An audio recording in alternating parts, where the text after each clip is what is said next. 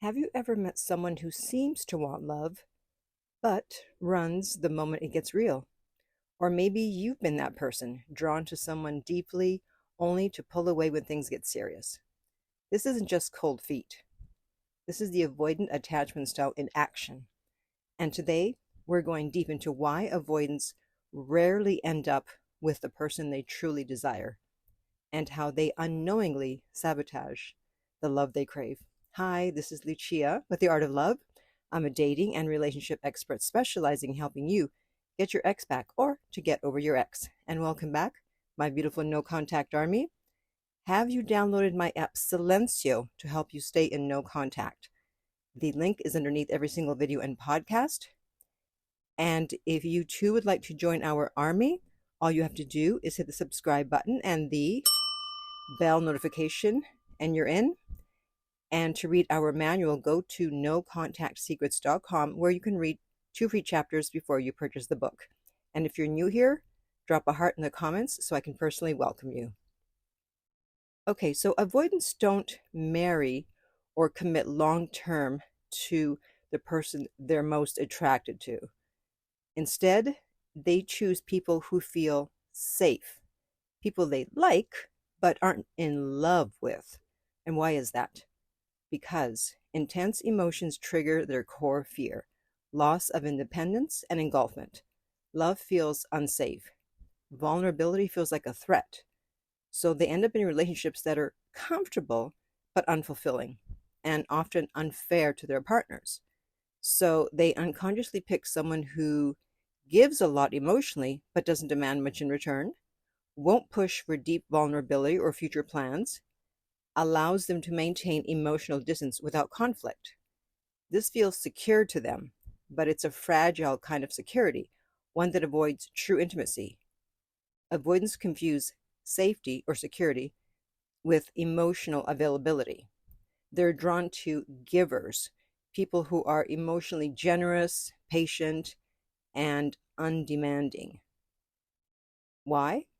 Because avoidants want to receive love without the pressure to give it equally. They feel secure with someone who asks little of them, no deep emotional conversations, no expectations for future planning, no demands for more time or intimacy. But here's the catch: this security is an illusion. The avoidant isn't choosing a partner they adore, they're choosing someone who won't trigger their fear of engulfment. The relationship stays surface level: minimum physical intimacy, minimum emotional sharing. It's a partnership built on convenience, not passion. The relationship might seem fine until you ask for more time, more commitment, more emotional openness, and that's when the avoidance defenses kick in. Their brain screams, "Danger! This is getting too close." And their instinct is to retreat. But instead of communicating, they often engage in micro cheating or emotional exit strategies. And this can be something like flirting with someone else, keeping a backup person on standby, pulling away emotionally while staying physically present, withdrawing, being distant, vague, noncommittal, starting to talk to someone else or revisiting an ex.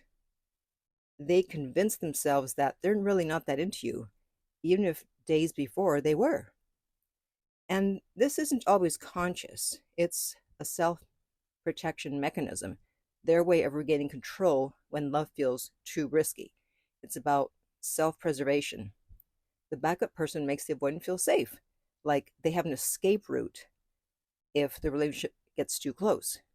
But this behavior drains their primary partner, leaving them feeling neglected and insecure.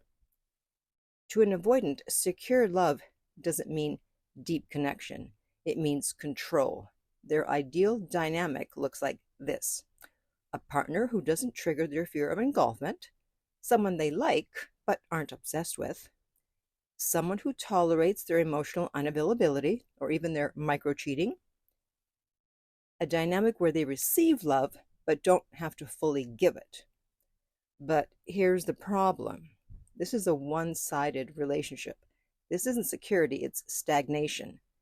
The avoidant feels safe because they're in control, but over time, their partner grows resentful.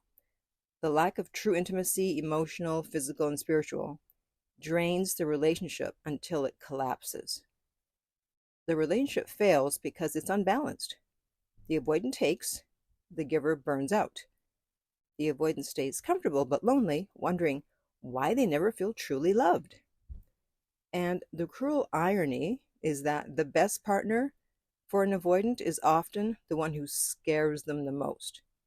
Someone who triggers their deepest fears of vulnerability, makes them want to open up, even if it's uncomfortable, challenges their avoidant patterns, someone who they feel intensely about, which terrifies them, someone they want to open up to, but don't know how, and someone who they're tempted to love and not to give love to, but not just receive. But instead of choosing this person, they often run towards someone easier, not because they don't want deep love, but because the nervous system associates passion with danger. Vulnerability feels like losing control, so they self-sabotage, retreating to the safe partner who demands nothing but also guarantees no real fulfillment. Now, the good news is that avoidants can have healthy, fulfilling relationships. So if you're listening to this and you're an avoidant, recognize that safety isn't the absence of love, it's the presence of trust. Therapy can help you tolerate intimacy. Lean into discomfort. The person who scares you the most might be the one you need. And if you're dating an avoidant, you can't love them into changing. They have to do the work themselves. Setting boundaries is key because you deserve a love that's mutual and not one-sided. Love shouldn't feel like you're always waiting for them to show up. So don't confuse potential for reality. They have to choose growth. Set boundaries. You deserve reciprocity, and ask yourself, am I giving up my needs to make them comfortable? If you're an avoidant, understand that your desire for love is real. Your fear is understandable, but the love you truly want is on the other side of that fear. And if you love an avoidant, remember you can't fill a cup that refuses to open. Sometimes the most loving thing you can do is walk away, not to punish them, but to honor yourself. So if this resonated with you, let me know in the comments. Have you experienced this dynamic? Are you in this dynamic right now? And if you would like my help to get your ex back, you can contact me at theartoflove.net/coaching, and we will send you the rates. They are not on the website. If you found this video helpful, be sure to like, subscribe, and share. If you're listening to this as a podcast and you want to help the show, then just download this episode. And finally, remember, love inspires, empowers, uplifts, and enlightens.